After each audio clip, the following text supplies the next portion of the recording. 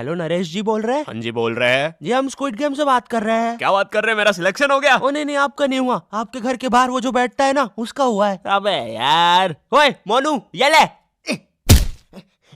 Hello, देखो यार, जो भी हो जल्दी बोलो, ज्यादा टाइम नहीं है मेरे पास। देखो हम स्क्विड गेम से बात कर रहे हैं। मुझे पता है भाई, तुम लोग स्कैमर हो, और वैसे भी मुझे अब तुम लोगों की जरूरत नहीं है, क्योंकि असली स्क्विड गेम वालों ने मुझे मैसेज करके बता दिया है कि मेरी 25,000 की लॉटरी खुली है, और ये मैसेज मुझे 20 बार आया है। तो अगर तुम 25,000 को 20 से गुना करोगे तो मुझे तो नहीं पता कितना होता है, लेकिन लगता है काफी होता है। तो मैं जा रहा हूँ अब आराम करने, बाय।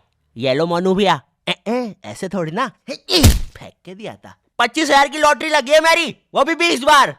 हाँ नहीं तो